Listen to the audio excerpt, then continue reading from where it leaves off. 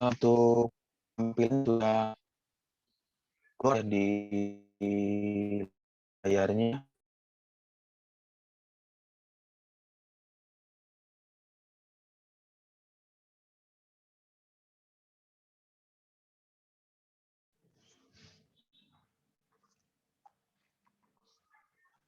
Sekarang bagaimana? Sudah keluar?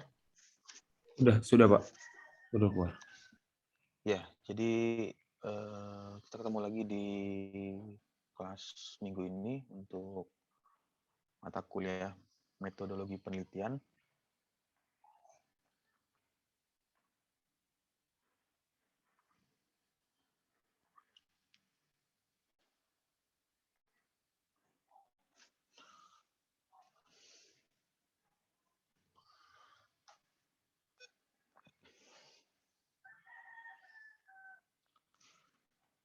Ya, jadi nanti bisa saling diskusi ya jika ada yang ingin ditanyakan atau ada yang ingin dikomentari, bisa menuliskan di kolom chat atau mengaktifkan mic-nya.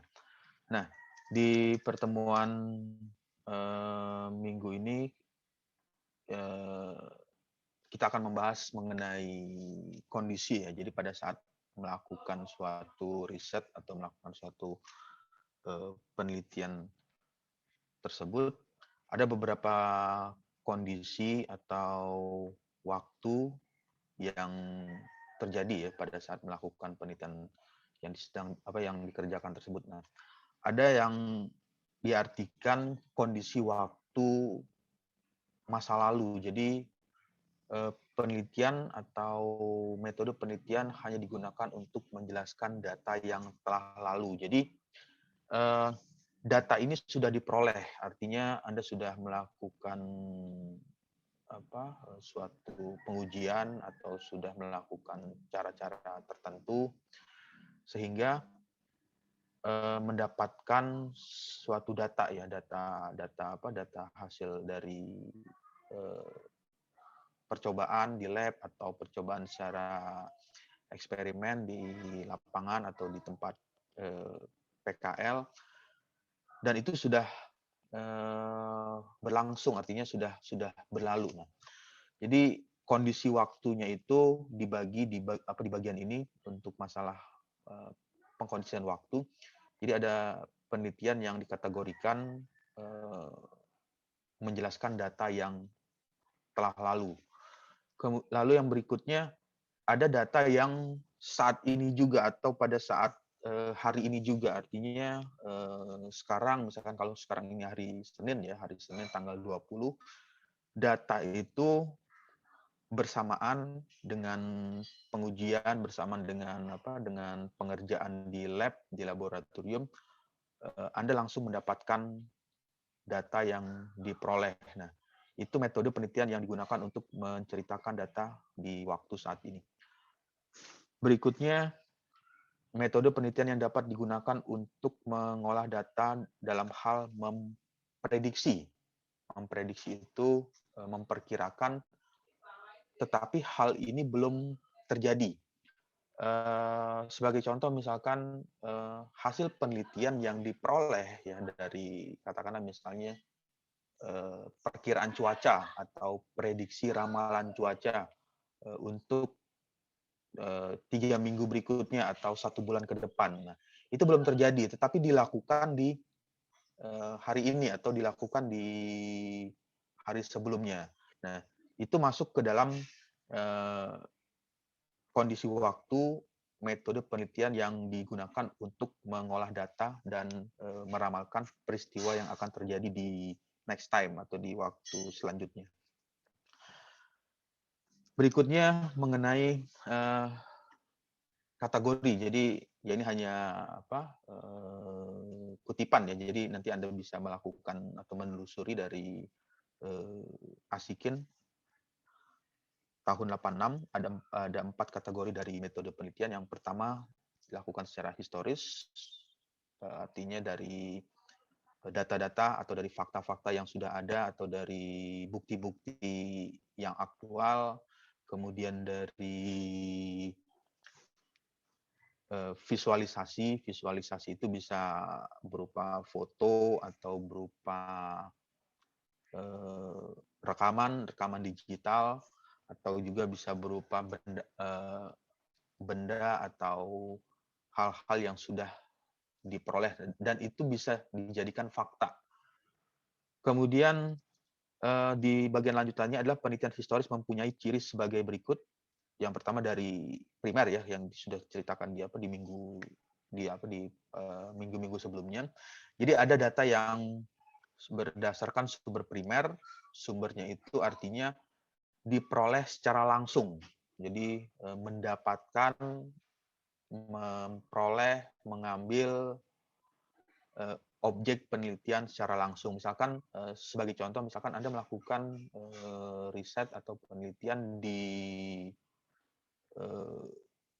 puncak untuk mengetahui karakteristik kecepatan angin, atau melakukan karakterisasi pengaruh gelombang air laut di pinggir pantai. Nah, itu langsung. Jadi datanya berapa kecepatan angin yang bertiup atau berapa besar gelombang yang terjadi di pinggir pantai. Jadi sumber primer.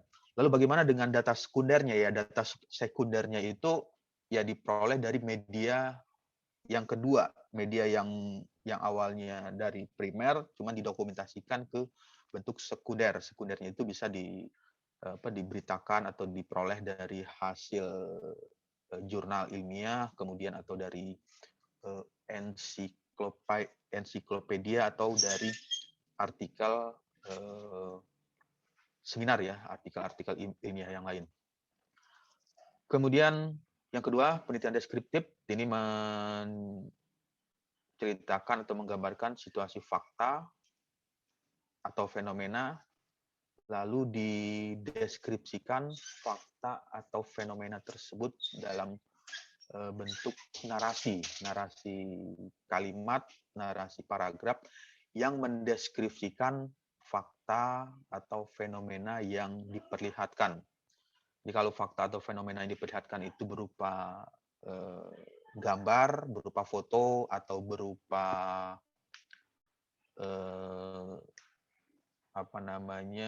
grafik, misalkan grafik dari hasil pengukuran berapa pengujian atau berapa hasil dari penelitian CO, karbon monoksida di daerah ibu kota. Nah, itu merupakan salah satu fakta atau fenomena yang nantinya dideskripsikan. Misalkan di kota A dengan di kota B dengan di kota C, berapa nilai polusi udara yang ditimbulkan. Itu sebagai contoh ya, itu sebagai gambar. Nanti Anda bisa mengimprove atau menganalogikan dengan hal yang lain ya sesuai dengan keperluan yang ingin diteliti. Lalu yang ketiga adalah percobaan. Percobaan ini dengan kata lain adalah eksperimen yang umumnya dilakukan di laboratorium maupun di tempat kerja atau di PKL atau di tempat lapangan ya. Jadi Anda melihat secara langsung atau secara eksperimennya dikerjakan di laboratorium atau di tempat pekerjaan. Yang keempat, penelitian kasus dan penelitian lapangan. Nah, ini penelitian kasus dan penelitian lapangan bertujuan untuk mempelajari secara intensif tentang faktor yang mendukung ciri khusus yang diteliti untuk berhubungan dengan mengenai seseorang, kelompok maupun masyarakat. Jadi yang bagian ini di bagian keempat ini, penelitian kasus dan penelitian lapangan ini, menurut versinya Asiken ya tahun 86 itu dia menceritakan untuk penelitian kasus dan penelitian lapangan itu bertujuan untuk mengamati atau mempelajari perilaku atau kehidupan dari suatu kelompok ya, misalkan di daerah A, daerah B, daerah C, atau kebiasaan dari suatu masyarakat di daerah tertentu. Misalkan masyarakat perbedaannya, misalkan bagaimana kehidupan pola hidup atau cara hidup antara masyarakat yang hidup di kota besar dengan yang hidup di daerah. Ya jelas akan berbeda irama cara kerjanya atau kehidupannya maupun dalam hal pengelolaan waktu jelas berbeda. Misalkan kalau di daerah atau di tempat tertentu di dusun atau di kota itu kan berbeda kan. Kalau misalnya kalau di kota kan kehidupannya dinamis ya, selalu berubah-ubah. Jadi ketika ada hal-hal yang baru, ada hal yang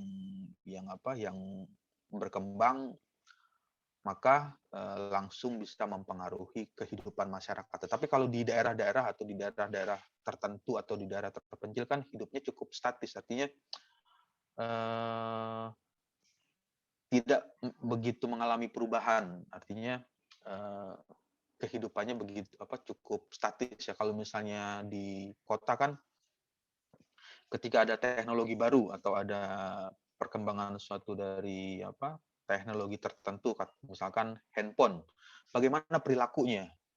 Misalkan ada keluaran handphone baru ya atau handphone keluaran produk baru, bagaimana perilaku masyarakatnya dengan adanya teknologi tersebut? Terus kehidupannya bagaimana? Apakah lebih sering menggunakan handphone atau menggunakan gadget atau alat-alat yang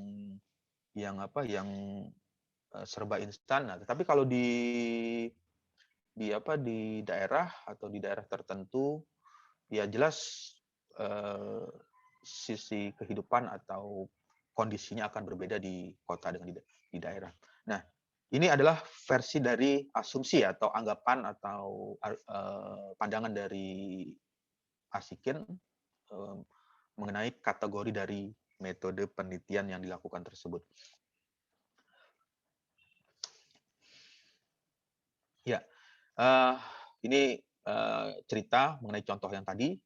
Lalu faktor yang diteliti ini berhubungan dengan perilaku ya, psikologis atau perilaku atau kebiasaan atau tata cara atau keseharian yang dilakukan. Nah, itu umumnya dipengaruhi dari background-nya, dari latar belakang, kemudian dari lingkungan sosial, kemudian dari keluarga dan perilaku yang lainnya. Nah, di bagian yang lain, ya ini kita langsung skip aja ya, karena ini hanya penjelasan ya. Jadi kalau misalnya Anda membaca buku-buku metode penelitian itu, mereka memang masih banyak menceritakan tentang penjelasan seperti ini. Tapi kita bisa membaca terus menghubungkan dengan kondisi yang ingin diteliti di bidang engineering.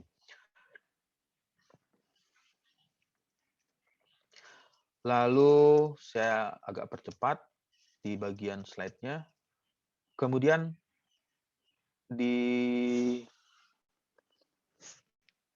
penjelasan yang ini ada 4 aspek yang penting dalam melakukan aksi atau tindakan. Yang pertama adalah menyusun rencana atau schedule. Ya.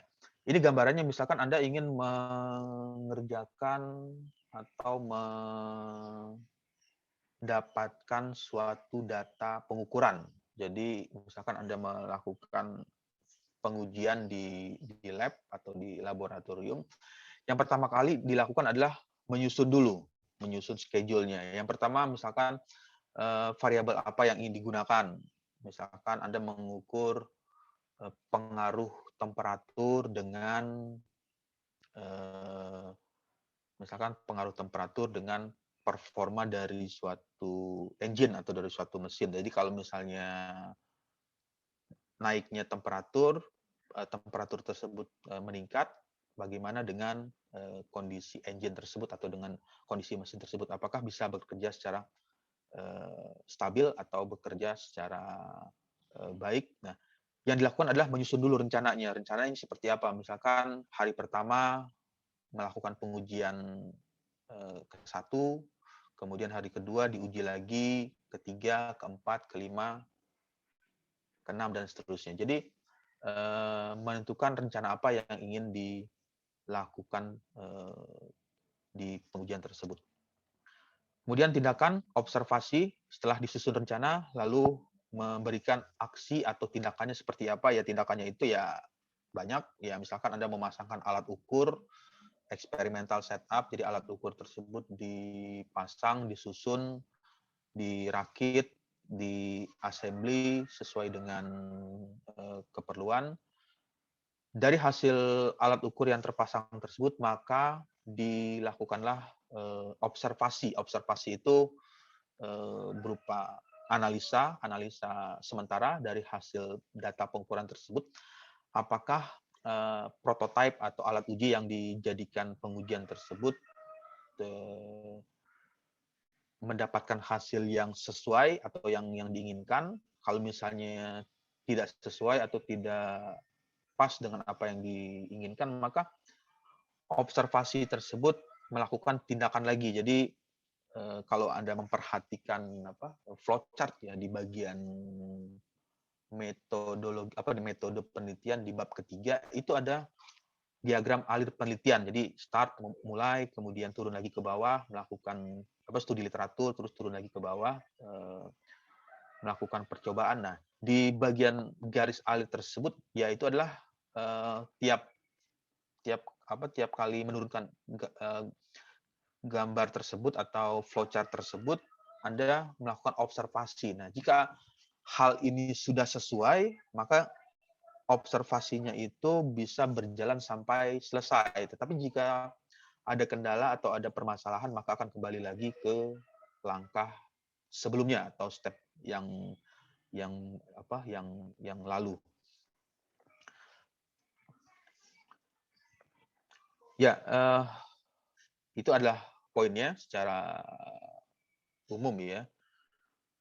Penyusunan rencana, tindakan, dan observasi, refleksi, meninjau kembali secara sadar, dan terencana atas apa yang sedang dilaksanakan. Yang keempat, melakukan revisi dan perancangan terhadap tahap berikutnya.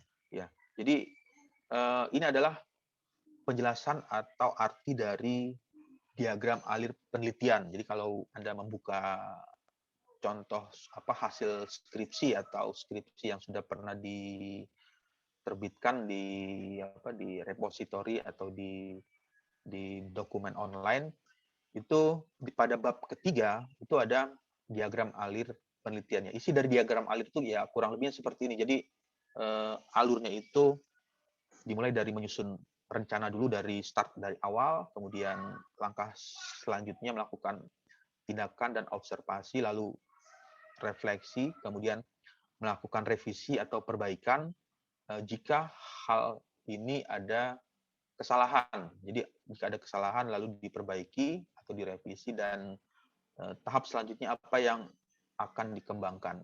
Nah, itu adalah alurnya secara umum ya atau secara general. Lalu di bagian berikutnya ini bagaimana cara mengumpulkan data atau memperoleh data. Kalau di bidang engineering atau di bidang teknik ya, di bidang engineering ya, kalau eksak ya, engineering itu memang kita banyak bermain dengan tools atau dengan alat. Jadi misalkan ingin mendapatkan data berapa kecepatan angin, ya berarti menggunakan alat ukur kecepatan angin. Misalkan ingin mendapatkan data berapa nilai temperatur, ya berarti menggunakan alat ukur termometer. Atau misalkan ingin mendapatkan berapa nilai kecepatan partikel fluida yang mengalir. Nah, itu menggunakan alat ukur flow meter atau menggunakan PIV. Tetapi di bagian bidang yang lain ini hanya sebagai gambaran aja perbedaannya atau perbandingannya antara bidang non teknik dengan teknik. Kalau yang non teknik itu banyak melakukan proses interview atau wawancara. Jadi di bidang non eksak atau bidang non engineering itu bagaimana melakukan pengumpulan datanya adalah dilakukan dari interview, dari wawancara yang umumnya itu disebar dengan kuesioner dengan pertanyaan-pertanyaan, bisa berjumlah 10 question, 10 pertanyaan atau 5 pertanyaan atau bahkan sampai 20 pertanyaan, ya tergantung dari keperluan si peneliti, seberapa banyak data yang diperlukan. Jadi kalau misalkan sudah bisa mewakili hanya dengan 5 pertanyaan, ya tidak perlu memberikan pertanyaan sampai 10 pertanyaan.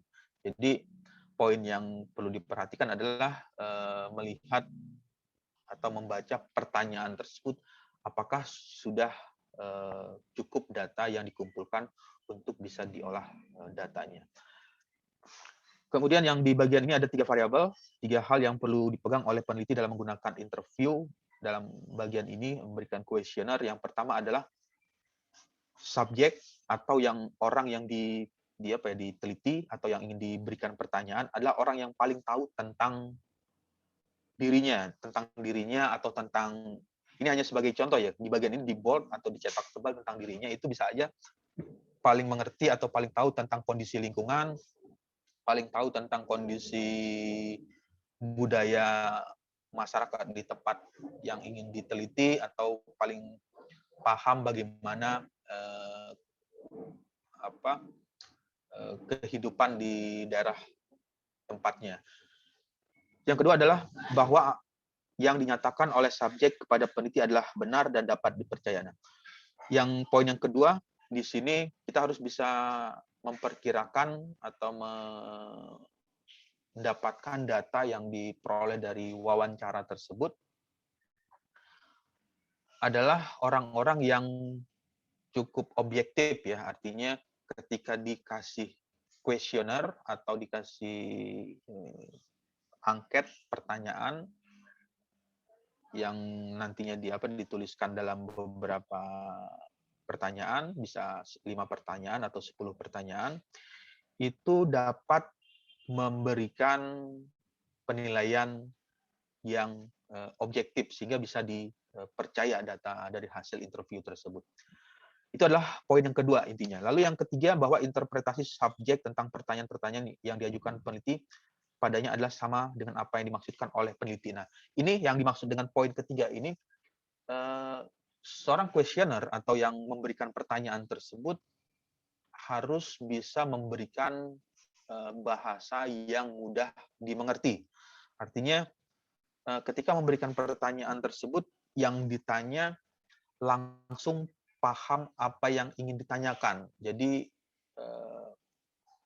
kalimat yang diberikan atau narasi penjelasan yang dituliskan itu mudah dipahami oleh yang ingin diwawancara. Jadi sehingga wawancaranya itu tidak mengartikan pemahaman ambigu dari suatu kuesioner yang diberikan, tetapi dia bisa memahami secara sama yang dimaksud, ya sama dengan yang dimaksud oleh peneliti yang memberikan kuesioner tersebut. Kemudian dari proses interview itu ada wawancara ya, atau berupa memberikan kuesioner, dan di bagian ini ada wawancara, lalu dibagi lagi ada yang interview atau wawancaranya itu yang disusun secara sistematis atau terstruktur. Apa yang dimaksud dengan wawancara? Sebagai teknik mengumpulkan data bila peneliti atau pengumpul data telah mengetahui dengan pasti tentang informasi apa yang akan diperoleh. Jadi si orang atau yang akan ditanya tersebut mengetahui dengan pasti informasi yang akan diperoleh. Jadi jawaban yang diberikan dari yang ditanya itu mendapatkan informasi yang sesuai. Nah, oleh karena itu dalam melakukan wawancara, pengumpul data pertanyaan tertulis yang alternatif jawabannya pun telah disiapkan. Nah, ini sebagai contoh, ya, ini hanya sebagai contoh. Nanti Anda bisa membayangkan atau menganalogikan jika kasus ini dibawa atau dilakukan untuk memberikan pertanyaan atau wawancara yang berhubungan dengan bidang keteknikan atau bidang engineering. Misalkan ada hubungannya dengan teknik ya, misalkan pengaruh polusi udara yang ditimbulkan kendaraan otomotif. Jadi Anda bisa mengembangkan pertanyaan-pertanyaan tersebut. Ini sebagai contohnya, bagaimana tanggapan Bapak Ibu terhadap pelayanan pendidikan di kabupaten ini, katakanlah misalnya di kabupaten A atau kabupaten B. Nah, ini adalah sudah disusun secara terstruktur, misalkan untuk nilai A sangat bagus, B bagus, C tidak bagus, D sangat tidak bagus. Misalkan kalau ini diganti dengan nilai angka, ini adalah nilai 4, ini 3, ini 2, dan ini nilai 1. Nah, nilai-nilai tersebut nanti akan diolah. Nilai 4, misalkan untuk berapa penanya yang ditanya, misalkan ada 50 orang yang ditanya, berapa yang memberikan jawaban sangat bagus, berapa yang memberikan jawaban nilai bagus. Nah, nilai-nilai tersebut nanti dianalisa secara statistik. Jadi secara kuantitatif nanti akan didapatkan kesimpulan apa yang diperoleh dari hasil wawancara secara terstruktur tersebut. Lalu ini contoh yang kedua, ini masih jawabannya itu hampir sama. Jadi antara nomor 1 sangat bagus, bagus, tidak bagus, sangat tidak bagus, dengan opsi yang kedua jawabannya juga sama, sangat bagus, bagus, tidak bagus, sangat tidak bagus. Tetapi yang membedakan adalah pertanyaannya. Jadi pertanyaan nomor 1 dengan pertanyaan nomor 2 berbeda, tetapi opsi jawabannya itu hanya 4. Jadi 1 A, B, C, D dengan nilai nilai artinya itu atau keterangan yang diberikan itu bernilai sama antara nomor 1 dengan nomor yang kedua, nomor 2. Lalu yang ketiga juga sama, tidak ada perbedaan, hanya dirubah posisi ya. Ini tergantung dari pertanyaannya saja. Kalau misalnya pertanyaannya dibalik, bagaimana tanggapan Bapak Ibu terhadap pelayanan bidang transportasi kabupaten ini atau daerah ini, ya posisinya itu hanya dibalik saja, tetapi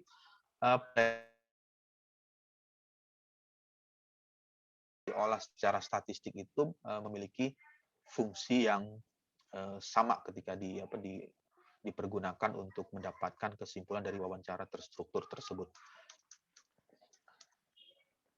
Ya, ini adalah gambaran dari kalau Anda membuat suatu kuesioner atau suatu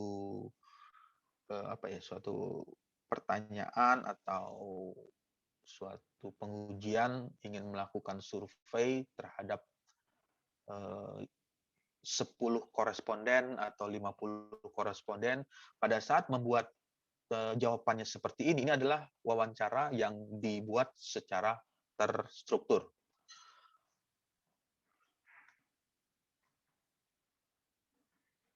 Oke, baik, sampai sini ada pertanyaan dulu.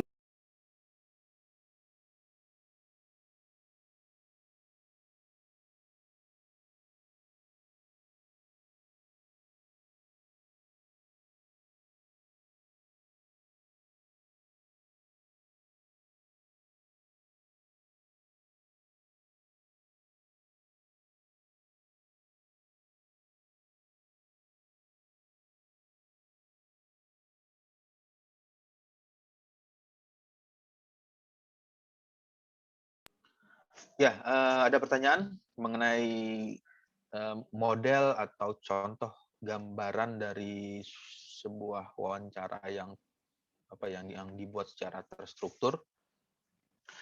Jadi poinnya adalah ketika Anda mendapatkan sebuah kuesioner atau pertanyaan-pertanyaan yang jawabannya seperti ini adalah contoh dari wawancara atau kuesioner yang dibuat secara terstruktur.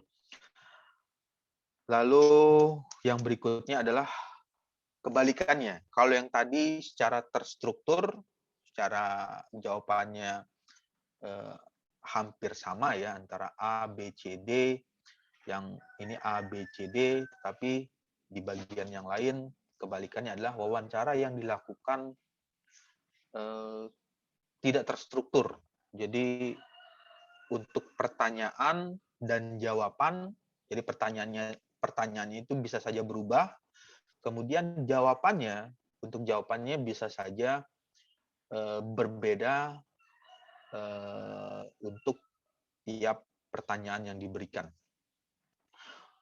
Wawancara tidak terstruktur adalah wawancara yang bebas di mana peneliti tidak menggunakan guidance atau pedoman wawancara yang telah tersusun secara sistematis. Yang dimaksud dengan sistematis tadi itu artinya jawabannya itu ya antara pertanyaan nomor 1, nomor 2, nomor 3, nomor 4, nomor 5 itu memiliki jawaban yang sama. Tapi kalau yang tidak terstruktur untuk wawancara, pedoman wawancara dari peneliti tersebut dia tidak mengikuti secara sistematis. Lalu yang digunakan untuk pedoman wawancara yang digunakan hanya berupa garis besar dari permasalahan yang ingin ditanyakan. Nah, contohnya seperti ini. Ini hanya contoh ya. Jadi nanti Anda bisa melihat ketika menemukan suatu kuesioner atau suatu pertanyaan dari media tertentu, misalkan kadang pertanyaan itu kan suka diinformasikan atau disebar melalui kertas atau melalui Google Form kalau digital ya, berupa Google Form atau berupa website tertentu. Itu bisa dilihat apakah wawancara ini masuk ke dalam kategori wawancara terstruktur atau wawancara tidak terstruktur. Nah, di sini untuk wawancara tidak terstruktur, contohnya adalah misalkan di bagian ini, bagaimana pendapat Bapak Ibu terhadap kebijakan pemerintah tentang impor gula saat ini dan bagaimana dampaknya terhadap pedagang dan petani. Nah, kenapa dikatakan tidak terstruktur? Karena tidak ada opsi jawaban. Jadi kalau yang tadi kan ada opsinya ya, bagus sekali, bagus, jelek, sangat jelek. Nah, jadi kalau di bagian ini tidak terstruktur, ya ketika ini ditanyakan untuk koresponden pertama dengan koresponden kedua, penjelasannya ya bervariasi atau kalimat atau narasi dari pertanyaan yang diberikan, nanti dituliskan itu akan berbeda-beda. Itu adalah gambar atau penjelasan dari wawancara yang tidak terstruktur. Kemudian bagaimana yang selanjutnya dengan kuesioner. Nah, kuesioner ini apa sih bedanya? Nah, jadi kuesioner merupakan teknik mengumpulkan data yang dilakukan dengan cara memberi seperangkat pertanyaan atau pernyataan yang ditulis kepada responden untuk dijawab. Lalu kuesioner tersebut merupakan teknik pengumpulan data yang cukup efisien bila peneliti bisa mengetahui dengan pasti variabel apa yang akan diteliti atau yang akan diukur. Ya, itu adalah penjelasan ya jadi bagaimana melakukan teknik pengumpulan data. Jadi ada data yang diwawancara secara terstruktur dan ada wawancara yang tidak terstruktur.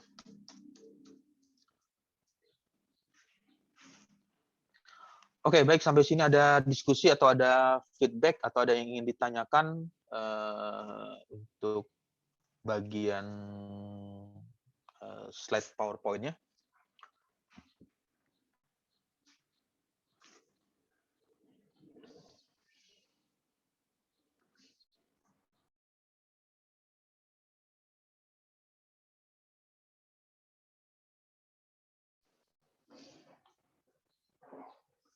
Ya, oke. Jika tidak ada pertanyaan, mungkin bisa dilanjutkan dengan tugas kelompok ya untuk presentasi di minggu ini untuk kelompok kelompok kedua untuk bisa mulai melakukan presentasi ya. Jadi di minggu ini siapa ya kelompok yang akan melakukan presentasi? Kelompok saya, Pak. Ada ya? Oke. Kelompoknya ya bisa dimulai untuk melakukan share screen di layar, lalu di record untuk dokumentasi siapa yang ingin melakukan recordnya untuk kelompok yang akan presentasi di minggu ini.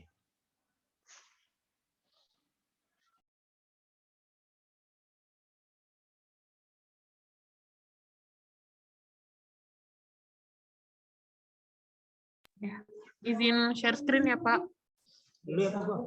Siapa? Iya, share screen, kemudian di record, lalu yang apa ya, melakukan presentasi untuk mengaktifkan on cam-nya karena ini didokumentasikan secara online, nanti bisa terlihat siapa yang sedang melakukan presentasi.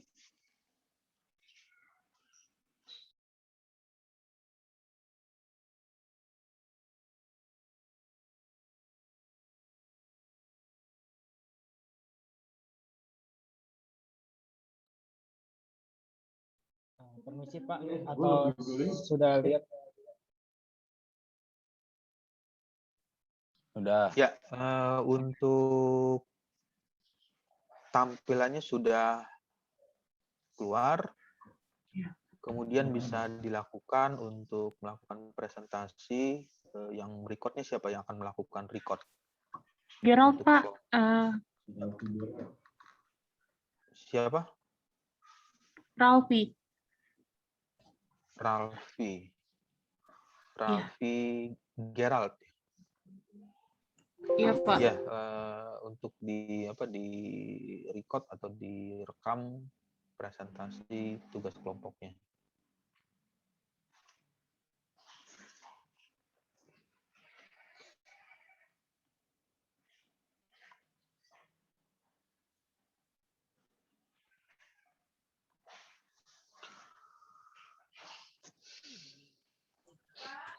Bisa dimulai langsung untuk presentasi dengan menampilkan layar penuh, slideshow.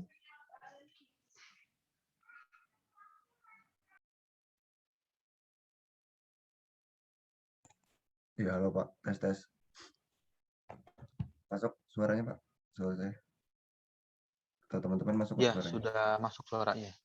Oh ya, izin melakukan presentasi ya Pak. Sebelumnya selamat siang, Ya. Assalamualaikum warahmatullahi wabarakatuh, teman-teman dan Pak Damora. Nah, di sini kelompok kami akan membahas mengenai bincang mesin sampah berbahan bakar biomasa. Di sini kelompoknya ada saya sendiri, Arif Setiawan, dengan NIM 18080, lalu ada Astrid Filzah dengan NIM 18004, lalu ada Ralfi Nathan Gibran dengan 18033, lalu oleh Kesna 18003 sama saya ya 18087. Oke, bisa next. Ini ada bab satunya itu pendahuluan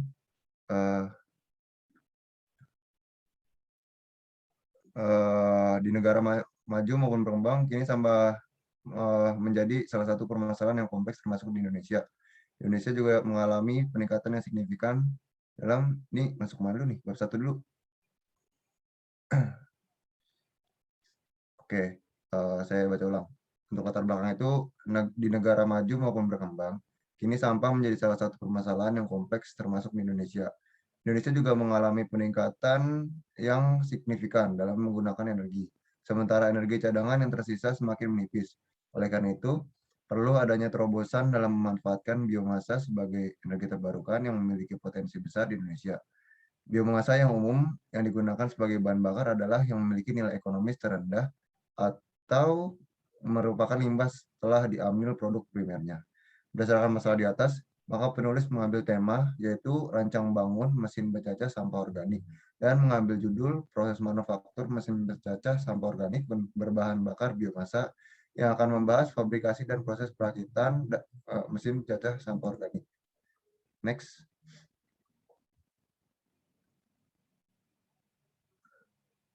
Ya, bisa dilanjutkan oleh Mas Kresna. Silakan, Mas.